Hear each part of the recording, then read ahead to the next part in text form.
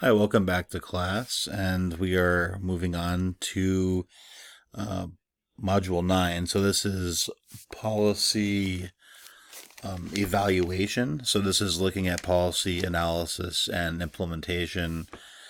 And this is a key concept with both social policy and public administration. So there's not going to be any extra videos to watch with this week. However, we are working on this short paper, so um, this is going to be broken down into parts. And so what I'm doing is I'm showing you the conscious decisions that's made in policy implementation. And so what happens is, as you're a bureaucrat, either at the street level or the executive level, you are going to be responsible for having continuous chances to evaluate policy as it's being implemented. And what you're judged on is how you ultimately do this. And so it's a very important concept.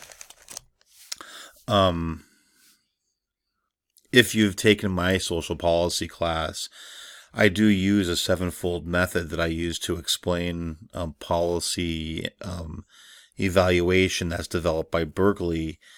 That is one model we use. It's the most popular used one in this country.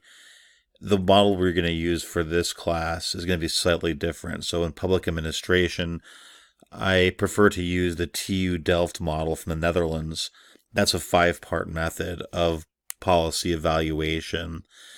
And I will go through this really fast with you, but over the next 5 weeks, you'll be stitching together your short paper in parts using this method. And this rolling method actually helps you understand the concept that policy implementation, no matter if it's a really fast decision or a slow one, does have a process to it. So the first one that I published, you'll have till the end of this week to do it. It's problem identification.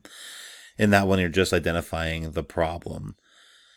The next part, which I will also put up this week, but you'll have 2 weeks to do, so these should piggyback off each other, is the policy definition. And this is where you're going to notice how the policy is administrative. The problem is administrative in nature.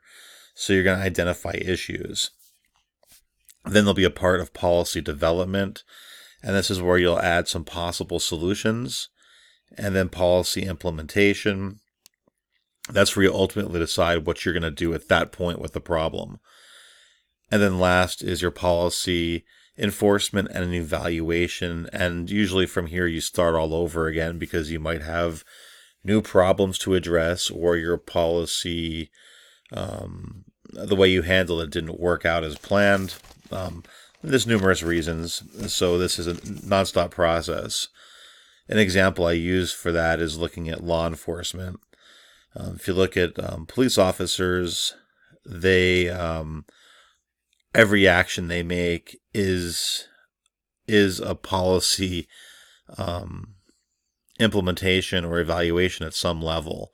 Respond to a scene. They have to decide what they do on a moment-by-moment basis, and what they're doing is using, if they're doing a good job, they're using established policies to do everything right. And even policies that seem like they require split-second decision are still going through this process, just at a more rapid rate. So later on in the class, we're going to use the case of the Las Vegas Police Department and how they worked on unjustified police shootings. And what they did was they pointed out the fact, and part of what they did was they looked at the fact that policy implementation requires the police officers to be mindful of policy at all times. And the use of force is not simply a reaction.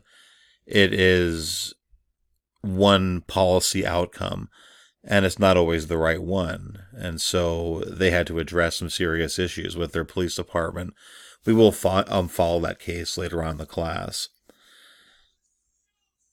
Again, so looking at this, we're using a different model. We're using the Delft model from the Netherlands, and this paper will be worked on in an incremental basis. So we're going to work on one part, this week, one part the following week, and over the course of the next 5 weeks, you'll have that worked on. For the class this week, we're going to use the textbook again. And I noticed from some of your readings, some of the writings I have from you, that some people are frustrated with the textbook. It is very complicated. I don't know if I pointed out to you before, but this textbook is used in grad school classes quite a bit. So it is a little more complicated.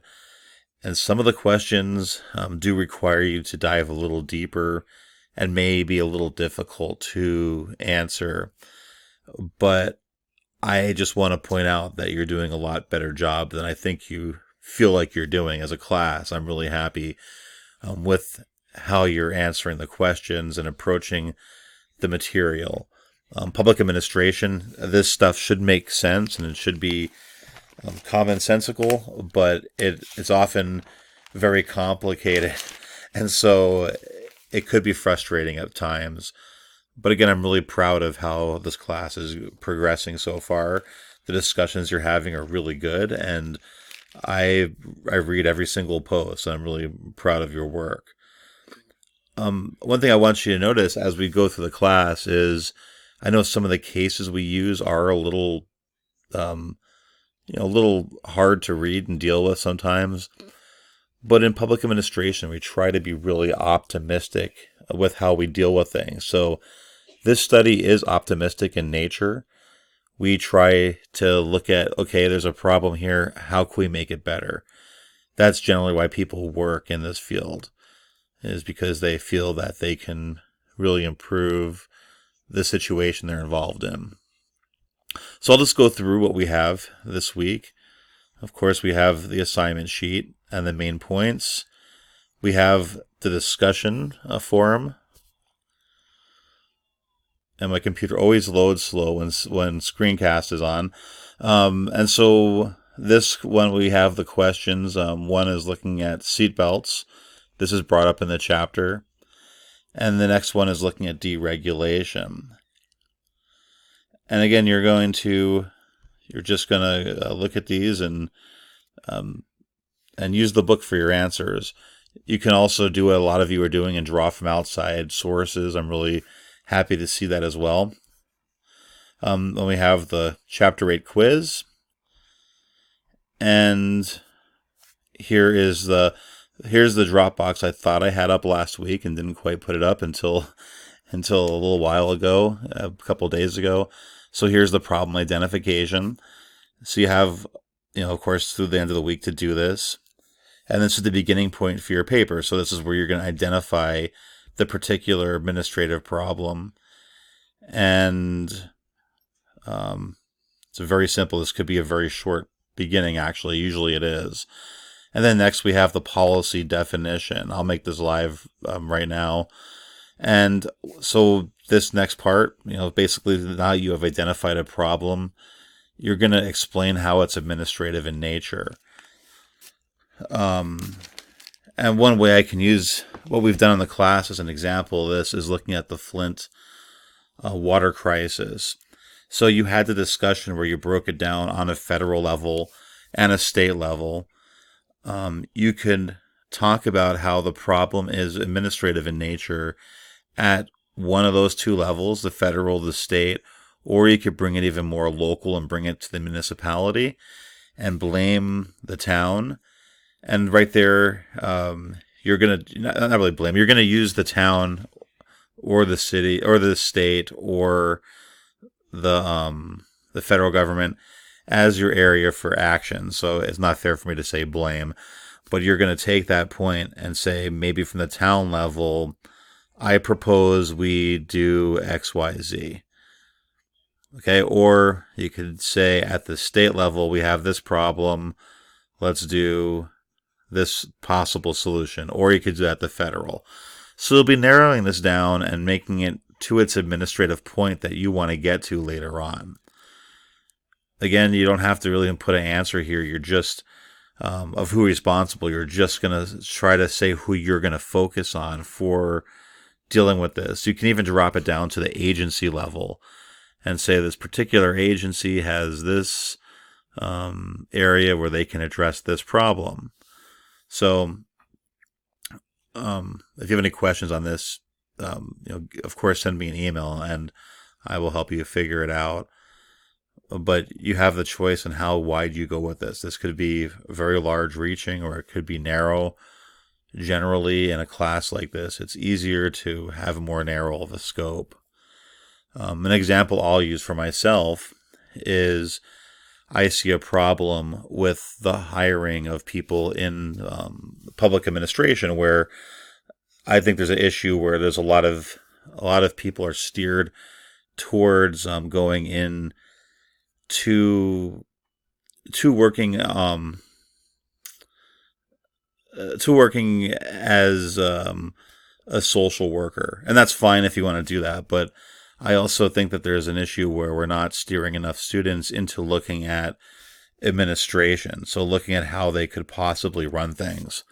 And from what I see when I do classes, is I have a lot of students who I come across who are really bright and I think would do a really good job at being in charge of an organization, or an agency, and it could be a different career path. So it's one thing that I see as a problem in higher ed, that we steer people towards getting a master's in social work, and that's fine. It's a good degree.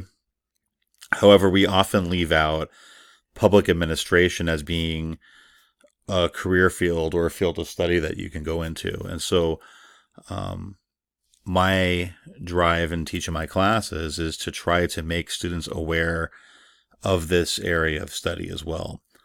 So you're not just locked into that one particular view. So that's personally one thing I try to do. So I try to reach out to people like in this class or in social policy or other classes I teach, and it's explain to them that there's not just one route they can go. There's numerous ways they can go. And of course, if any of you have any questions on this, feel free to reach out to me. I would love to have a discussion with you about that. And otherwise, I will just end it here. And midterm grades are being turned in this week, so I will get those up. If you have any questions about your midterm grade, you can go ahead and send me an email, and I can answer any questions on that as well. All right. Well, thank you so much, and have a great week.